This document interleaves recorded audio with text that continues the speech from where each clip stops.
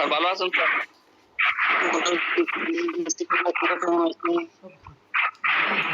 আছি স্যার, ভালো আছি আলহামদুলিল্লাহ।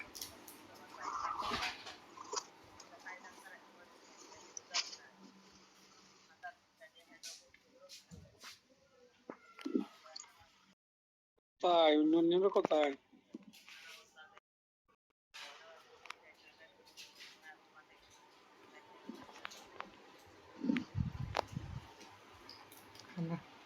স্যার লিঙ্ক দিয়েছি তো স্যার, মনে হয় 15 মিনিট হয়েছে স্যার। এখন যারা জয়েন করার তো করছে স্যার, আপনি কন্টিনিউ করতে পারেন স্যার, ক্লাস সমস্যা নেই।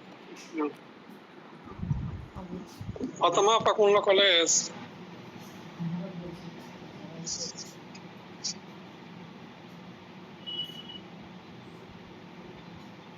যা হোক, মনে হয় আমরা আরেকটা ক্লাস নিলে এই গ্রুপে কয়েন হয়ে যাবে। আজকেরটা নিলেই শেষ হয়ে যেতে পারে। আপনারা তো প্রায় কয়েন পাইছেন না?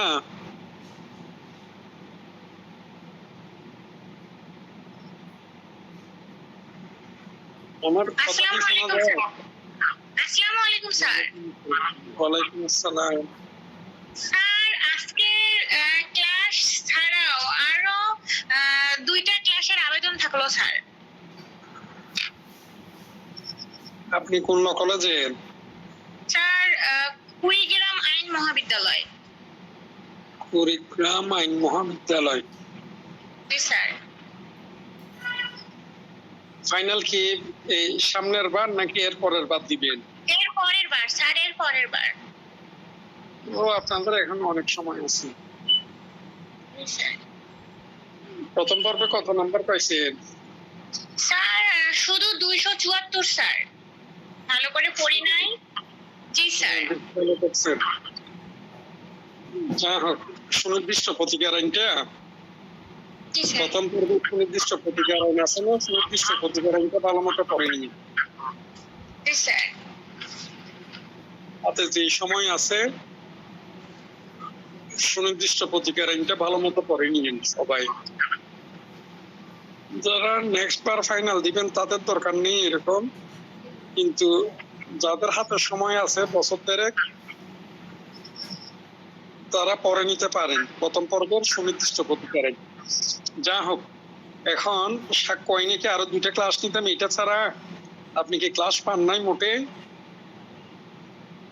জি স্যার, ক্লাস পেয়েছি স্যার। এর মাঝে একটু পড়ায় ভালো মনোযোগ ছিল না, তো এখন থেকে শুরু করেছি স্যার। এই জন্য যে আর দুটো ক্লাস হয়ে গেলে খুব ভালো হইতো।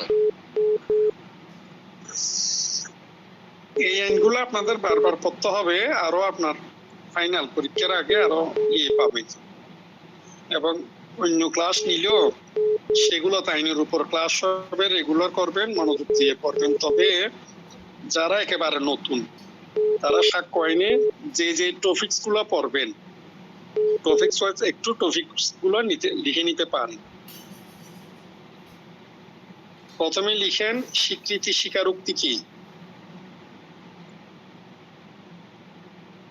স্বীকৃতি ও স্বীকারোক্তি কি।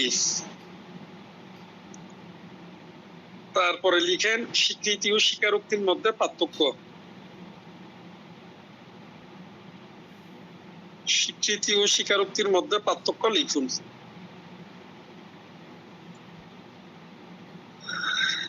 এরপরে মৃত্যুকালীন ঘোষণা, জনশ্রুতিমূলক সাক্ষ্য। মৃত্যুকালীন ঘোষণা, জনশ্রুতিমূলক সাক্ষ্য। তারপর হচ্ছে বিশেষজ্ঞের অভিমত। বিশেষজ্ঞের অভিমত।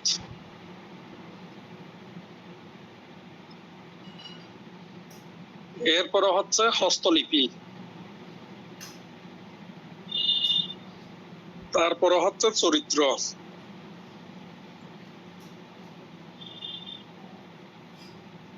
হস্তলিপির পরে হচ্ছে চরিত্র। এরপরে লিখেন জুডিশিয়াল নোটিশ। চরিত্রের পর হচ্ছে জুডিশিয়াল নোটিশ। তারপর হচ্ছে মৌখিক সাক্ষ্য।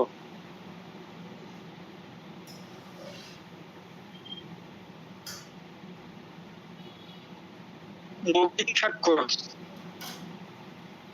জি স্যার। তারপরে লিখেন প্রাথমিক স্বাক্ষর, প্রাথমিক সাক্ষ্য, তারপরে লেখেন মাধ্যমিক বা গৌণ সাক্ষ্য, মাধ্যমিক বা গৌণ সাক্ষ্য,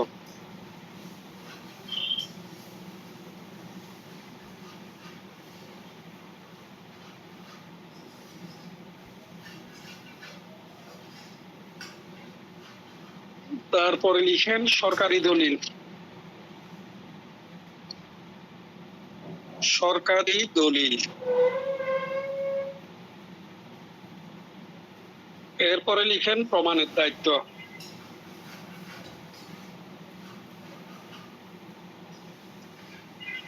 প্রমাণের দায়িত্ব,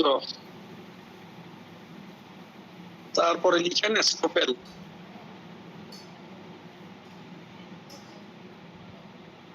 প্রমাণের দায়িত্বের পরে লিখেন এস্টোপেল, এরপরে লিখেন সাক্ষীর যোগ্যতা,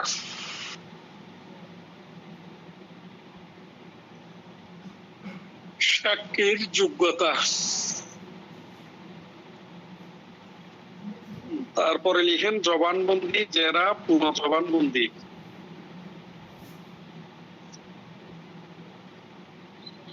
জবানবন্দি, জেরা, পুনঃ জবানবন্দি, তারপরে লিখেন ইঙ্গিতবাহী প্রশ্ন বা লিডিং কোয়েশ্চেন, ইঙ্গিতবাহী প্রশ্ন বা লিডিং কোয়েশ্চেন,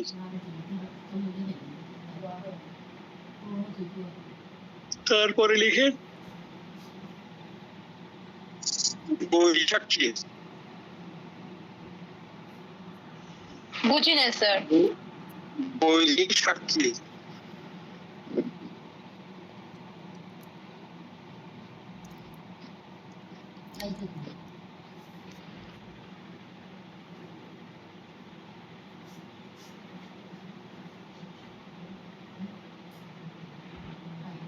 বৈরী সাক্ষীর পরে লিখেন আপনার সাক্ষীর বিশ্বাসযোগ্যতা হরণ,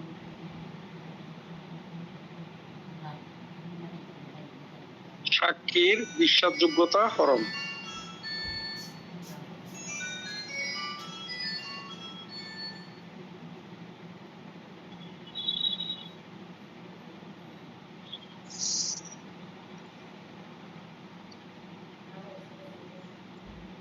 আর যদি এগুলোকে সেকশন ওয়াইজ লিখতে চান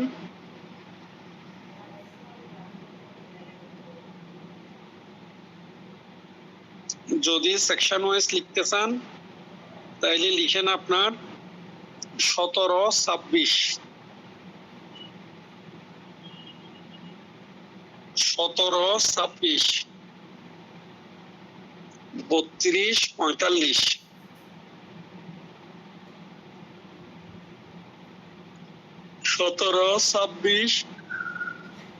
32-45, 47, 52-55, তারপরে লেখেন 56-58, এরপরে লিখেন 59-60, 59-60, তারপরে লিখেন 61-65, 61-65, এরপরে লিখেন 74, জি স্যার। 74, 61-65, তারপরে হচ্ছে 74, এরপরে 101-112, 101-112, তারপরে লিখেন 115-118, 115-117, এই তিনটাতে এস্টোপেল, 115-117, তারপরে লিখেন 18, 19, 20, 21, 118, 19, 20, 21। তারপরে লিখেন 133, 134। এরপরে লিখেন 137, 138, 137, 138। তারপরে লিখেন 141, 142, 143। 141 থেকে 143। তারপরে লিখেন 146। এরপরে লিখেন 151, 152, 151, 152। তারপরে লিখেন 154, 155,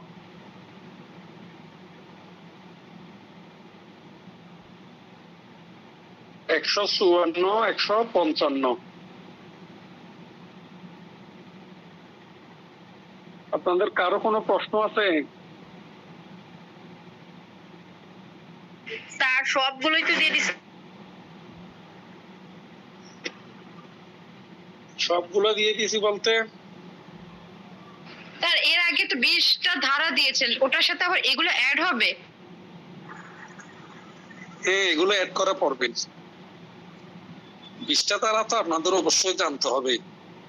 এরপর এখানে হয়তো 20টার বাইরে এগুলো আপনাদের প্রশ্ন যেভাবে হবে টপিকস ওয়াইজ, সে টপিকস ওয়াইজ সেকশন গুলো দিয়ে দিবেন।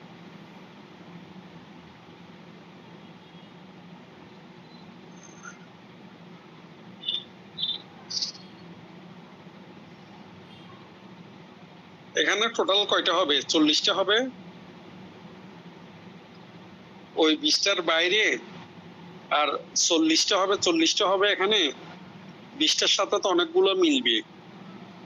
20টায় মোটামুটি 20টার মধ্যে 16-17টা এখানে থাকবে। যে 20টা দিচ্ছে ওই 20টার মধ্যে 16-17টা এখানে আছে। এরপরে নতুন করে হয়তো আর 25-30টা হবে। কেউ একজন গোনা বলবেন? একজনে একটু গনেন। কাজী ভাই কি ময়মনসিংহের না নাকি টাঙ্গাইলে ছিলেন?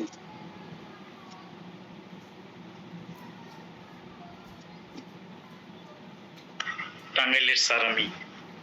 টাঙ্গাইলের না? স্যার তো আপনি তো ক্লাস সবগুলো করছেন। জি সব স্যার ক্লাস আমি। করছেন না? জি স্যার আমি মোটামুটি সব করছি। আমি আপনাকে দেখছি, আলহামদুলিল্লাহ। দেখি বলেন তো 154 ধারায় কি সম্পর্কে বলা আছে? সাক্ষ্য আইনি 154 ধারা এই মুহূর্তে তো স্যার মনে করতেছে না। এই মুহূর্তে মনে পড়তেছে না।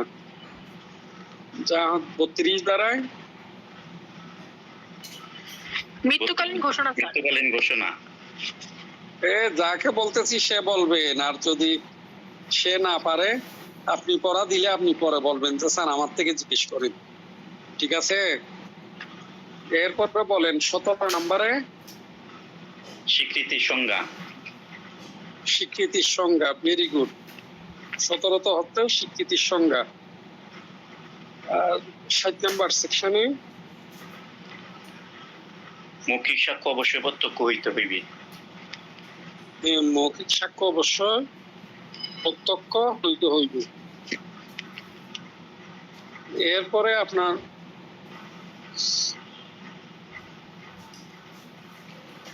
দেওয়ানি মোকদ্দমায় চরিত্র প্রাসঙ্গিক, এটা কত নাম্বার সেকশনে বলছে?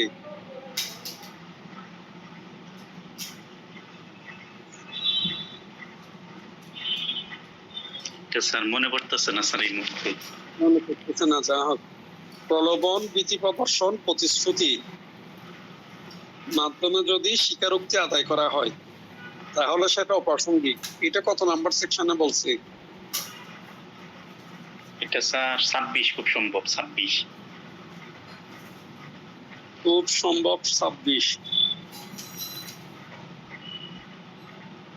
আপনাদেরকে তো ধারাগুলো সংক্ষেপও লিখে দিছিলাম যে এই জিনিসটা এইটা ধরে মনে রাখবেন, এটা ওটা ধরে তাহলে মনে রাখবেন। 31। না যা হোক, হচ্ছে না তো, আপনারা পড়াশোনা করতেছেন না। ছোটবেলা 28 দ্বারা স্যার। 28 দ্বারাও না, যা হোক, ছোটবেলা আমরা পড়ছি না, সময় এবং স্রোত কারোর জন্য অপেক্ষা করে না। এখন থেকে পড়াশোনা যতদিন শেষ না হয়, 3টা জিনিস জানতে চাইবেন না। একটা হচ্ছে পরীক্ষা কখন হবে, 3টা জিনিস জানতে না চাওয়ার মধ্যে একটা হচ্ছে পরীক্ষা কখন হবে। 1, 2 নাম্বার রেজাল্ট কখন দিবে। পরীক্ষা কখন হবে, যেদিন সবার পরীক্ষা হবে, রুটিন দিবে, ফর্ম ফিল আপ হবে, সবকিছু হবে, সেদিন আপনি অটোমেটিকলি জানবেন। রেজাল্ট কোন দিন দিবে, রেজাল্ট যেদিন আউট হয়ে যাবে সেদিন সবাই জানবো, সবাই দেখবো, সবকিছু ঠিক থাকলে কোনো সমস্যা নেই। এরপরে পড়াশোনা কবে শুরু করব, এই প্রশ্নগুলো হচ্ছে অবান্তর প্রশ্ন। আপনি যদি পড়াশোনা করে রাখেন, পড়াশোনা করেন, আপনার নলেজ এমন একটা জিনিস কেউ নিয়ে যেতে পারবে না। লর ক্ষেত্রে এটা কত বেশি গুরুত্বপূর্ণ পড়াশোনা করা, এটা যখন প্র্যাকটিসে যাবেন তখন বুঝবেন।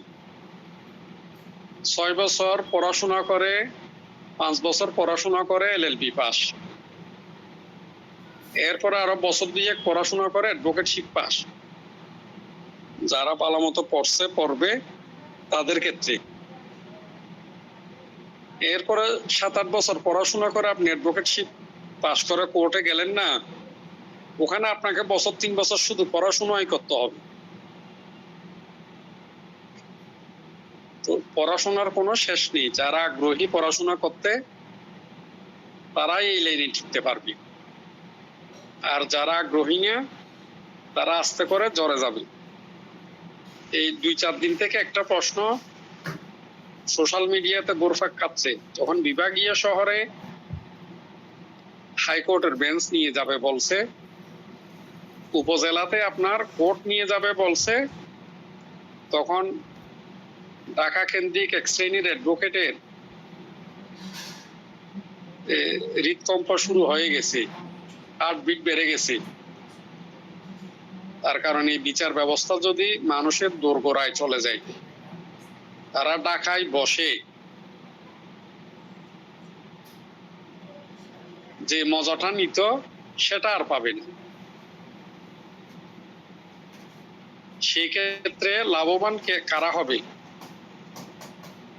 আপনাদের আমাদের মতো যারা নবীন আইনজীবীরা আছে, তারা অনেক ক্ষেত্রে লাভবান হবে এবং এটা বাস্তবায়ন হবে, আর ইয়ে করতে পারবে না। আপনারা হয়তো জানেন না, 86-88 সালের দিকে এরশাদ সরকারে করতে চাইছিল হাইকোর্ট বেঞ্চ বিভাগীয় শহরে নিয়ে যাওয়া, তখন এক শ্রেণীর অ্যাডভোকেটদের বাধায় পারে নাই। এখন আর এই বাধাগুলো কাজ করবে না। তো এই কথা বলার উদ্দেশ্য হচ্ছে আপনাদেরকে, বিগত সময়ে যদিও বা মফস্বল এলাকার অ্যাডভোকেটরা বা নবীন অ্যাডভোকেটরা একটু সমস্যায় পড়ে যেত, কিন্তু ইনশাল্লাহ সামনে 2-4-5 বছরের মধ্যে নবীন অ্যাডভোকেটরাও কাজ করার মতো কিছু সুযোগ পাবে। কারণ উপজেলা পর্যায়ে নবীনরা ছাড়া প্রবীণরা গিয়ে অত বেশি কাজ করতে আগ্রহী হবেন না। তো সেই সুবাদে ভালো মতো পড়াশোনা করেন সবার ক্ষেত্রে। সোলামান ভাই কোন কলেজ?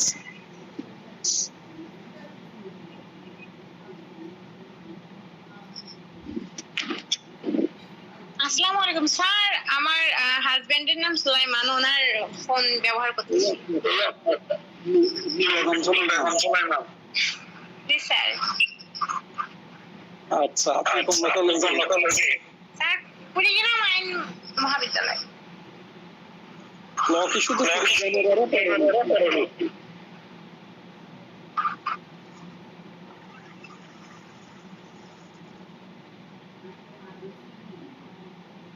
যা হোক আমরা পড়াশোনায় আসি। এখন এই যে একজনে বলছিলেন 65 নাম্বার সেকশন, 63 নাম্বার সেকশন, এগুলো একটু আরেকটু পড়াইতে, বা আমি নিজেও বলছিলাম যে এগুলো আরেকটু পড়াবো। 65, 63 এই সেকশন গুলো একটু জটিল। তো আপনারা যেহেতু আর 2টা ক্লাসের কথা বলছেন, সবাই 2টা ক্লাসে অ্যাটেন্ড করিয়ে, আর পড়া জিজ্ঞাসা করা হবে না, শুধু গুরুত্বপূর্ণ জিনিস যেগুলো আছে সেগুলো চেষ্টা করব এই গুরুত্বপূর্ণ জিনিসগুলো আরেকটু আলোচনা করে দিতে, যাতে আপনারা আলোচনা শুনে নিজেরা গুরুত্বপূর্ণ কোনটা এই জিনিসগুলো বুঝে নিজেরা কিছু পড়াশোনা করতে পারবেন। ঠিক আছে, সবাইকে বলে দিয়েন, অনেকে পড়া দিতে হবে সেই বইয়ে ক্লাসও আসে না।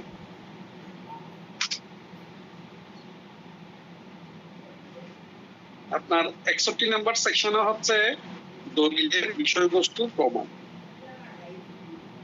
ওখানে বলতেছে দলিলের বিষয়বস্তু প্রাথমিক সাক্ষ্য অথবা মাধ্যমিক সাক্ষ্যের দ্বারা প্রমাণ করা যেতে পারে। আইদার প্রাথমিক সাক্ষ্য অর মাধ্যমিক সাক্ষ্য, primary evidence or secondary evidence. ঠিক আছে, তাহলে আপনার দলিলের বিষয়বস্তু কি দিয়ে প্রমাণ করা যাবে? প্রাথমিক সাক্ষ্য অথবা মাধ্যমিক সাক্ষ্য দ্বারা প্রমাণ করা যাবে। এটা হচ্ছে 61। আর 62-তে দিচ্ছে প্রাথমিক সাক্ষ্যের সংজ্ঞা। ওখানে প্রাথমিক সাক্ষ্যের সংজ্ঞা দিয়ে বেসিক্যালি বলতেছে প্রাথমিক সাক্ষ্য অর্থটা কি, মানেটা কি। ওখানে বলতেছে প্রাথমিক সাক্ষ্য অর্থ হচ্ছে আপনার স্বয়ং দলিলটা পরিদর্শনের জন্য দাখিল করা। কোথায় দাখিল করবেন? আদালতে। কোথায় দাখিল করা হবে সেটা? আদালতে। এরপর যদি সেটা বিভিন্ন খণ্ডে সম্পাদিত হয়, একটা দলিলে বিভিন্ন খণ্ড আছে, বিভিন্ন ভাগ ভাগ করা আছে, তাইলে আপনার প্রত্যেকটা ভাগ কি করতে হবে? আদালতে উপস্থাপন করতে হবে। এরপরও বলতেছে একই পদ্ধতি বা একই সমকালে প্রস্তুত মুদ্রণ, লিথোগ্রাফি, ফটোগ্রাফি ইত্যাদি। একই পদ্ধতি বা একই সমকালে প্রস্তুত মুদ্রণ, লিথোগ্রাফি, ফটোগ্রাফি ইত্যাদি। সাপোজ সিম্পল উদাহরণ, আজকে মনে করেন প্রথম আলোর 5,000 কপি বের হয়েছে, তাইলে প্রত্যেকটা কপি হচ্ছে কি? প্রাথমিক সাক্ষ্য। এই প্রত্যেকটা কপি প্রাথমিক সাক্ষ্য হিসাবে বিবেচিত হবে আজকের দিনের জন্য। যে কপিগুলো বের হয়েছে সেগুলো। সাপোজ আপনি একজন রাইটার, আপনি বই লিখছেন, বই লিখার পরে ছাপাখানায় দিচ্ছেন না? এই যে ছাপাখানায় আজকে 5,000 বই ছাপলো, কালকে 5,000 বই ছাপালো, এই বইগুলো সবগুলো কি মূল দলিল হিসাবে বিবেচিত হবে। এটা হচ্ছে 62 নাম্বার সেকশন। খুবই গুরুত্বপূর্ণ, মাথায় রাখবেন এই পড়াশোনা খুবই গুরুত্বপূর্ণ। মানে বললাম আমি বিটেস্ট রিলিজন পড়ো, তাড়াতাড়ি কো বললা কোশ্চেন আনসার পড়বা, কিচ্ছু করতেছো না, খালি মুখে মুখে চাপা মারি।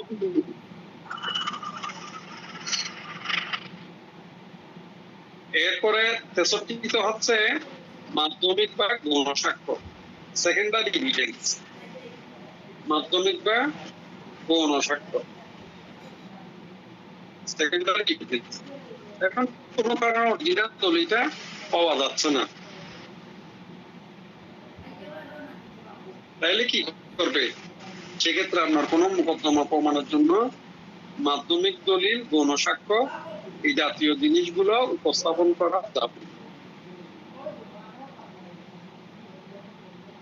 সে গৌণ সাক্ষ্য গুলো কি সংক্ষেপে লিখেন, জাবেদা নকল একটু লিখে নেন। গৌণ সাক্ষ্য গুলো হচ্ছে জাবেদা নকল, এটাকে ইংলিশে বলা হয় সার্টিফাইড কপি। জাবেদা নকল, সার্টিফাইড কপি। তারপর হচ্ছে যান্ত্রিক উপায়ে প্রস্তুত নকল। যান্ত্রিক উপায়ে প্রস্তুত নকল। copies made from the originals by machine. যান্ত্রিক উপায়ে প্রস্তুত নকল। তারপর হচ্ছে মূল দলিলের সাথে মিলিয়ে নেওয়া নকল। মূল দলিলের সাথে মিলিয়ে নেওয়া নকল। পক্ষদের বিরুদ্ধে ব্যবহার করতে চাওয়া দলিলের প্রতিলিপি।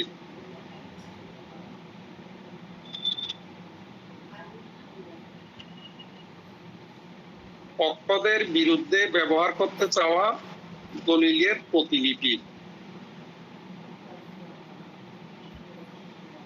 তারপর হচ্ছে যে সেগুলো সম্পাদন করেনি, এই প্রতিলিপিগুলো যে সম্পাদন করেনি।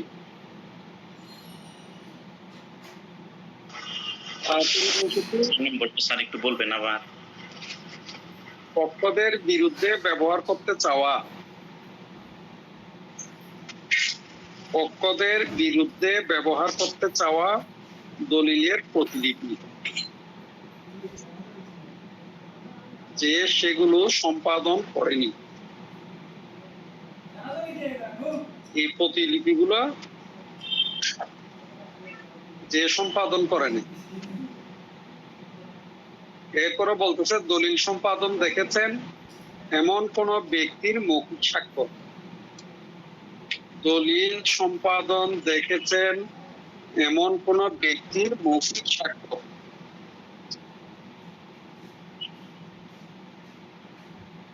সবাই লিখতে পারছেন?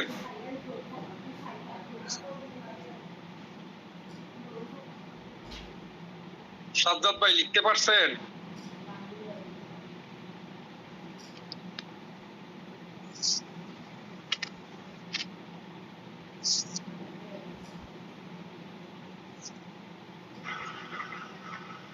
জি স্যার, 5টা লেখা হয়েছে স্যার। পাঁচটা লেখা হয়েছে, আপনি তো কাজী বলতেছেন, আপনি তো সাজ্জাদ না। সাজ্জাদ ভাই লিখছেন 5টা? জি, আসসালামু আলাইকুম। আমার কথা কি শোনা যাচ্ছে? আমি হেডফোনে ছিলাম। বুঝছি। জি, আমি লিখতে পারছি। লিখেছেন কোন ল কলেজের আপনি? আমি মানিকগঞ্জ থেকে Khandaker Nurul Hossain law college. Khandaker Nurul Hossain law college. আপনার সাথে তাহলে আরেকবার কথা হয়েছিল। যা হোক, ওই কি লিখছেন দেখি একটু পড়েন তো দেখি। প্রথমে হচ্ছে গৌণ সাক্ষ্য 62 ধারা সাক্ষ্য আইনের জাবেদা নকল বা সার্টিফাইড কপি। এটা 62 ধারা না, এটা হচ্ছে 63 ধারা। 63 সরি। 63 ধারা। হ্যাঁ, তারপরে বলেন। তারপর হচ্ছে যান্ত্রিক উপায়ে প্রস্তুতকৃত নকল।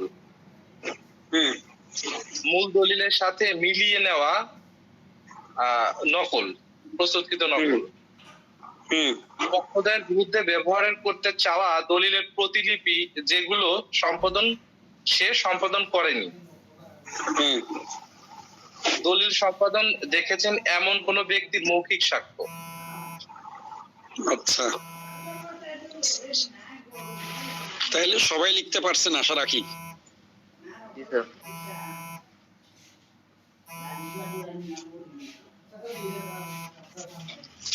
এরপর হচ্ছে 64 নম্বর সেকশন। 64তে বলতেছে কি, অতঃপর বর্ণিত ক্ষেত্রসমূহ ব্যতীত সকল ক্ষেত্রে দলিল সমূহ অবশ্যই প্রাথমিক সাক্ষ্য দ্বারা প্রমাণ করতে হবে। তাহলে দলিল প্রমাণ কিভাবে করতে হবে? অতঃপর বর্ণিত ক্ষেত্রসমূহ ছাড়া। আসলে এটা আমরা যদি পড়ি একসাথে 65 নম্বর সেকশনে বর্ণিত, 65 নম্বর দ্বারাই বর্ণিত ক্ষেত্রগুলো ছাড়া সব দলিল প্রাথমিক সাক্ষ্য দ্বারা প্রমাণ করতে হয়। তো 65তে বেসিক্যালি 7টা ক্ষেত্রে মাধ্যমিক সাক্ষ্য দ্বারা দলিল প্রমাণ করা যায়। 65 নাম্বার সেকশন অনুযায়ী 7টা ক্ষেত্রে, এই যে আমরা 63তে মাধ্যমিক সাক্ষ্যের কথা পড়ছি, সে মাধ্যমিক সাক্ষ্যগুলো দিয়েও দলিল প্রমাণ করা যাবে। তাহলে 64তে বিষয়বস্তু দুইটা, একটা হচ্ছে 65 বিষয়বস্তুগুলো দিয়েও দলিল প্রমাণ করা যাবে, আর একটা হচ্ছে আপনার অবশ্যই প্রাথমিক সাক্ষ্য দিয়ে ও দলিল প্রমাণ করা যাবে। সেম জিনিস কিন্তু আমরা 61 পড়ছিলাম, কাছাকাছি কথাবার্তা আমরা 61 পড়ছিলাম। একটু হালকা পাতলা যদি আপনারা মনোযোগ দিয়ে পড়েন, 61, 62, 64 ছোট সেকশন, মুখস্থর কোনো কিছু নেই, বুঝলে হয়ে গেল। 63, 65 একটু বড়। 63-তে তো 5টা জিনিস আপনাদেরকে সংক্ষেপে লেখাই দিছি, মুখস্থ করে ফেলবে।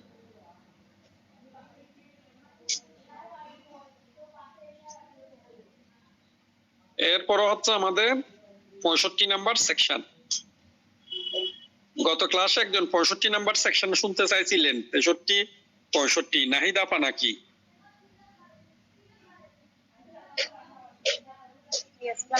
আমি জানতে চাইনি স্যার, এটা তবে প্রশ্ন ছিল অন্য কে একজনে চাইছিল, উনি কি আছেন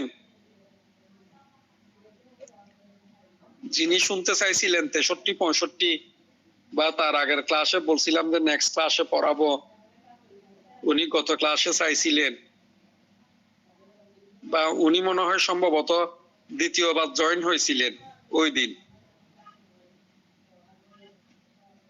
বলছিলাম যে পরে একদিন আলোচনা করে দিব। কি স্যার আপনি বলছিলেন? যা হোক, আপনারা যারা আছেন তারাই এটা নোট করে নেন। আপনার 65 নাম্বার সেকশনে বলতেছে যে সকল ক্ষেত্রে দলিল সম্পর্কে মাধ্যমিক সাক্ষ্য দেওয়া যেতে পারে। আপনার সেকশনে লেখা আছে যে সকল ক্ষেত্রে, আমরা পড়ার সময় যে সকল কয়টা কি সেটা পড়ে ফেলবো। এটা হচ্ছে আপনার যে সকল বলতে 7টা ক্ষেত্রে। এটা কয়টা ক্ষেত্রে? 7টা ক্ষেত্রে দলিল সম্পর্কে মাধ্যমিক সাক্ষ্য দেওয়া যেতে পারে। আপনার কয়টা ক্ষেত্রে মাধ্যমিক সাক্ষ্য দেওয়া যায়?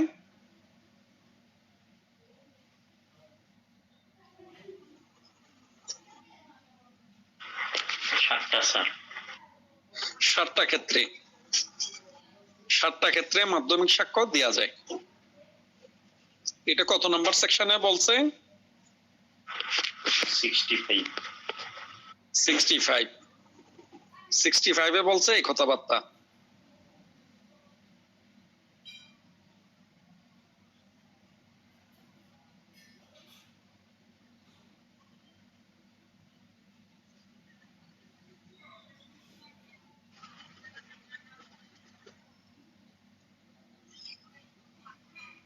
এক নাম্বারটা হচ্ছে দলিলটি যার বিপক্ষে প্রমাণ করতে হবে তার আয়ত্তে আছে। এই দলিল প্রমাণ করতে হবে আপনার বিপক্ষে, দলিলটা আছে আপনার কাছে। এখন আপনার কাছে দলিলটা আছে, আপনার বিপক্ষে যেহেতু এই দলিল প্রমাণ করা হবে, আপনি কি দলিলকে উপস্থাপন করবেন? এটা করবেন না। সেক্ষেত্রে আমার করণীয় কি? আমার কাছে তো দলিলটা নেই, দলিলটা আছে আপনার কাছে।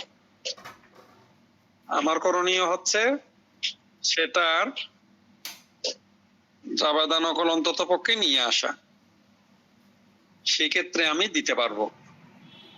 এরপরে বলতেছে আদালতের সমনের আওতার বাইরে আপনার দলিলটা এমন কারো কাছে আছে যে আদালতের সমন দেওয়ার আওতার বাইরে আছে, অথবা যে ব্যক্তির দখলে আছে সে ব্যক্তি দলিলটা পেশ করতে বাধ্য, কিন্তু নোটিশ পাওয়া সত্ত্বেও এই দলিল দাখিল করছে না। দলিলটা আমার কাছে আছে, আমি এটা দাখিল করতে বাধ্য, আদালত আমাকে নোটিশও দিছে এই দলিল দাখিল করার জন্য, কিন্তু আমি কি করছি না, দলিলটা দাখিল করছি না। সেই ক্ষেত্রে মাধ্যমিক সাক্ষ্য গ্রহণযোগ্য হবে। বুঝতে পাইছেন কথা আপনারা?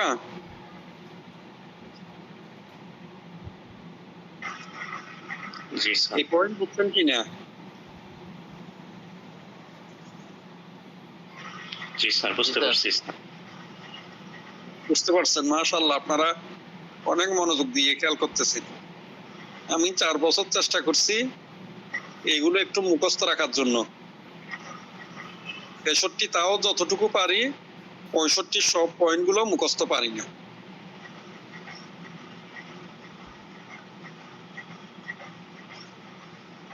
এরপর হচ্ছে দলিলটা যার বিপক্ষে প্রমাণ করতে হবে, সে লিখিতভাবে এই দলিলের অস্তিত্ব স্বীকার করলে, সে যদি লিখিতভাবে এই দলিলের অস্তিত্ব স্বীকার করে, তাহলে সেক্ষেত্রে তার বিরুদ্ধে কি করা যাবে? মাধ্যমিক সাক্ষ্য দেয়া যাবে। আসলে ব্যাপারটা হচ্ছে কি জানেন, মাধ্যমিক সাক্ষ্য যখন নিয়ে যাওয়া হয়, এটা তো অরিজিনাল দলিল না। তো তখন আপনার যার বিরুদ্ধে প্রমাণ করতে হবে, সে যদি কোয়েশ্চেন তুলে এটা কি জাল দলিল, তাহলে তো মাধ্যমিক সাক্ষ্য দেওয়া যাবে না। সেক্ষেত্রে কি করতে হবে? প্রাথমিক সাক্ষ্য দিতে হবে। এখন দেখা গেল সে যদি এই দলিলের কথা স্বীকারই করে, দলিলের কথা স্বীকার করছে, তাহলে ওখানে তখন মাধ্যমিক সাক্ষ্য দেওয়া হবে, তখন সে এটা আর অস্বীকার করতে পারবে না। বুঝতে পাইছেন কথা? একটা কথায় অনেকগুলা পয়েন্ট নিয়ে আসে তার আইনি। এরপর ওগুলো অনেকটা সোজা। মূল দলিলটি হারিয়ে গেলে বা নষ্ট হয়ে গেছে, মূল দলিলটা যদি হারাই যায় বা নষ্ট হয়ে যায়, আগুন লাগছে, এই যে সিলেটে বন্যা হয়েছে, বন্যার পানিতে ভিজে গেছে, গত বছর আপনার কি হয়েছে, ফেনী নোয়াখালীতে বন্যা হয়েছিল, সব কিছু প্রলয়ন করে বন্যায় বাসায় নিয়ে গেছে, সেক্ষেত্রে কি করা যাবে? আবেদন এখন তুলতে হবে স্যার। হ্যাঁ, সেক্ষেত্রে মাধ্যমিক সাক্ষ্য দিয়েও দলিল প্রমাণ করা যাবে। তারপর পয়েন্ট বলতেছে দলিলটি সহজে স্থানান্তরযোগ্য না হলে, দলিলটা কি না হলে স্থানান্তরযোগ্য। স্থানান্তর বুঝেন? জি স্যার। ইংলিশে কি বলে? ট্রান্সফার। Transfer, very good. ইংলিশে বলে এটাকে ট্রান্সফার, বদলি, স্থানান্তর। তার মানে এক জায়গা থেকে যদি আরেক জায়গায় নিয়ে যাওয়া না যায়, স্থানান্তর করা না যায়, কিন্তু যাকে দলিলটা আনতে বলছে সে দলিলটা আনতে পারতেছে না, যেহেতু এটা স্থানান্তরযোগ্য না। যখন আপনারা প্র্যাকটিসে যাবেন তখন দেখবেন মহাবেশখানায় যেখানে দলিলগুলো থাকে, ওখানে ওই পোকায় খেয়ে কেটে এগুলো টুকরা টুকরা করে ফেলছে। এই দলিল কিভাবে আনবে? এই ব্রিটিশ আমলের দলিল, পাকিস্তান আমলের দলিল, আজ থেকে 100 বছর আগের দলিল। তাইলে সেক্ষেত্রে কি করা যাবে? দলিলটা যদি স্থানান্তরযোগ্য না হয়, সে বিষয়ে ওই দলিল সম্পর্কে মাধ্যমিক সাক্ষ্য দেওয়া যাবে। তাইলে আপনার হারিয়ে গেলে, এরপরে নষ্ট হলে, একই পয়েন্টে হারানো, নষ্ট হওয়া, আপনারা সংখ্যা লিখে নিতে পারেন। তারপর হচ্ছে আপনার স্থানান্তরের অযোগ্য। এরপরে বলতেছে মূল দলিলটি যদি সরকারি দলিল হয়, যে দলিলগুলো সরকারি দলিল, মূল দলিলটা যদি সরকারি দলিল হয়, সেক্ষেত্রে ওই দলিল সম্পর্কে মাধ্যমিক সাক্ষ্য দেওয়া যাবে। তাইলে আপনার নষ্ট হলে, হারাই গেলে, এরপরে হচ্ছে স্থানান্তরের অযোগ্য হলে, সরকারি দলিল হলে, এই 3টা পয়েন্ট একেবারে সোজা। নষ্ট হলে, হারাই গেলে, স্থানান্তরের অযোগ্য হলে, সরকারি দলিল হলে। তারপর হচ্ছে আপনার দলিলটা জাবেদা নকল সাক্ষ্য হিসেবে ব্যবহারের নিয়ম থাকলে, দলিলটার কি জাবেদা নকল ব্যবহারের সাক্ষ্য হিসাবে ব্যবহারের নিয়ম থাকলে, আপনার নিয়মেই বলা আছে এই দলিলের জাবেদা নকল সাক্ষ্য হিসাবে ব্যবহার করা যাবে,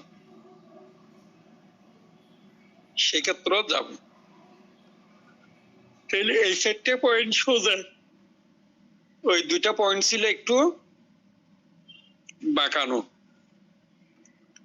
এরপরও সবার শেষেরটা হচ্ছে মূল দলিলটি পরীক্ষা আদালতের জন্য সুবিধাজনক না হলে, মূল দলিলের পরীক্ষা করা, এক্সামিন করা আদালতের জন্য যদি সুবিধাজনক না হয়,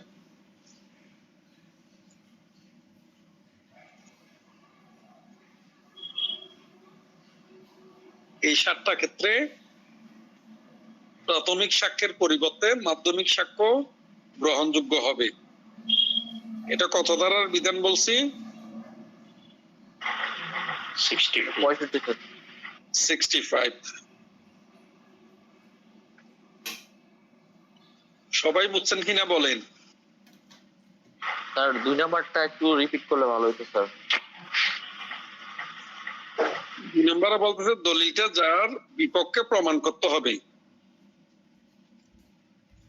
দলিলটা মনে করেন আপনার সাথে আমার মামলা, আপনি একটা দলিল আমার বিপক্ষে প্রমাণ করতে চাচ্ছেন। এখন এই দলিলের অস্তিত্ব যদি আমি স্বীকার করি, সেই ক্ষেত্রে আপনি প্রাথমিক সাক্ষ্য না দিয়ে মাধ্যমিক সাক্ষ্য দিতে পারেন, দেয়া যাবে। তার মানে আমি যদি স্বীকার না করি, অস্বীকার করি, আমি যদি জাল বলি, আপনি মাধ্যমিক সাক্ষ্য যেটা নিয়ে আসছেন এটা জাল,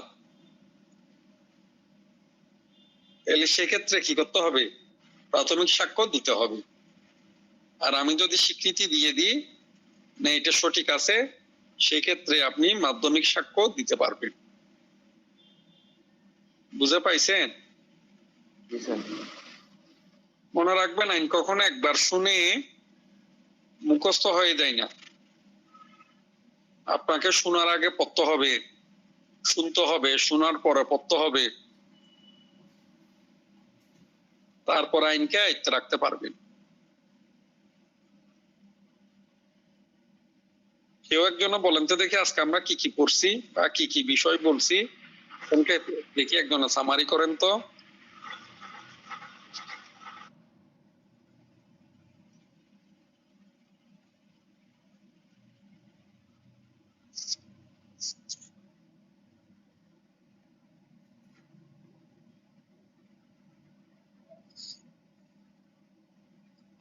আফরিনাফা বলেন দেখি আমরা কি কি পড়ছি।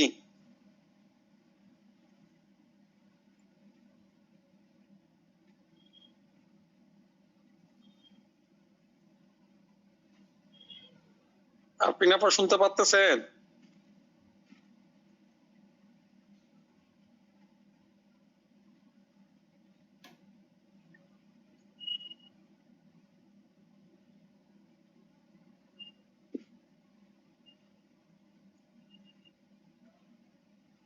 আবু ভাই শুনতেছেন? আপনি কোন ল কলেজের?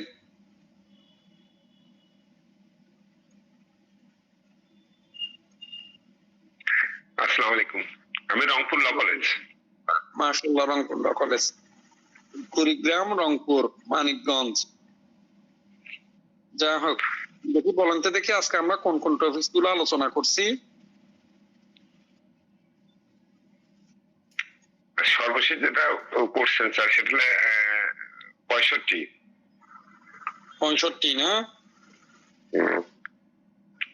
65 সাল কেন বিখ্যাত বলতে পারবেন? 65 সাল বিখ্যাত গণ অভ্যুত্থান।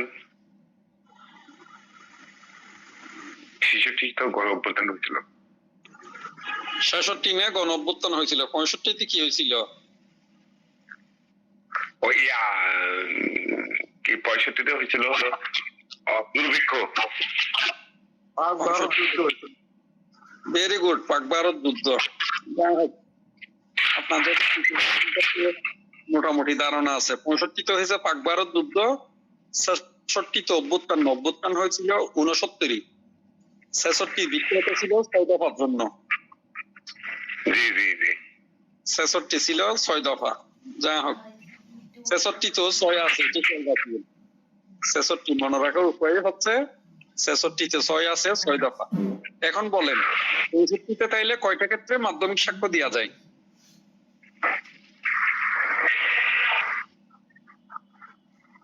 7টা স্যার।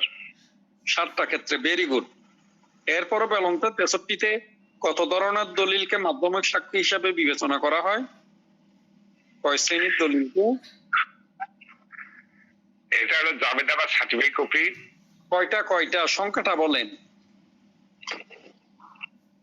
3টা স্যার। 5টা। এটা কয়টা? 5টা। নোট করেন নাই আপনি? দেখে দেখে বলুন তো কি লিখছেন। স্যার আমি নোট করিনি। এটাই তো বেজাল। আপনি সেরা বাংলা কেবল বিভাগ কি করতে জানেন? এটা অবশ্য আমার দাদার কাছ থেকে শোনা। উনি নাকি বইয়ের যে পাতা পড়তেন ওই পাতা ছিঁড়ে ফেলে দিতেন। জি এত বেশি ব্রেনই ছিল, আপনারা শুনছেন কিনা কি জানি। উনি তো একাধারে অ্যাডভোকেটও ছিলেন এবং ওনারা যখন কোর্টে দাঁড়াইতেন বিচারকরা কাঁপতো যে কিনা কি আর্গুমেন্ট করে, কিনা কি বলেন। এত শক্তিশালী অ্যাডভোকেট ছিলেন উনি। ওনারা যখন কোর্টে দাঁড়াতেন তখন আপনার কি করতো, কোর্টের বিচারক যারা থাকতো তারা ভয়ে কাঁপতো। নিজেদের এরকম হলে কি চলবে না, আমাদের শুনে নোট করতে হবে, পরবর্তীতে যাতে পড়তে পারি। মনে থাকবে না। জি ঠিক আছে। আর কেউ অন্য কিছু লেখছেন যে এরকম কেউ আছেন? নোট করছেন যে এরকম কেউ আছেন?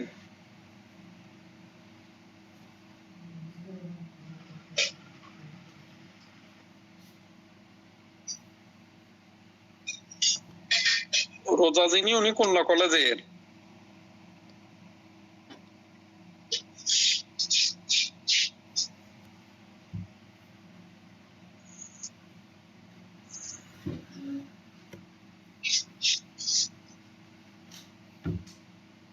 রোজা আইডি যিনি, আপনি কোন কলেজের?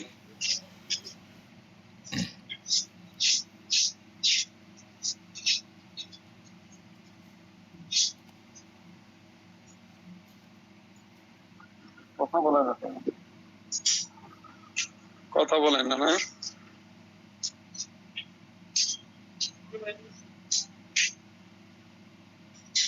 যাই হোক, অনেক আপনাদের যারা অ্যাডভোকেট হবেন তাদের কথাবার্তা বলতে হবে, কথা শুনতে হবে, বলতে হবে, তারপরে লিখতে জানতে হবে।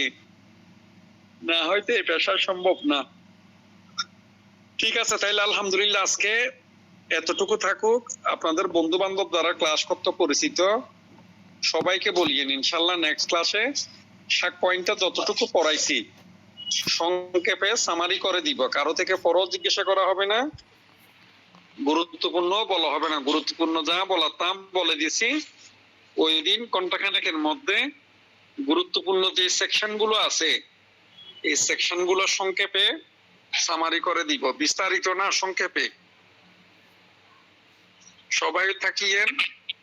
আপনাদের জি স্যার। মোটামুটি ততটুকুর মধ্যে সংক্ষেপে সামারি করে দিব পুরো সাক্ষ্য। আসসালামু আলাইকুম। আল্লাহ হাফেজ।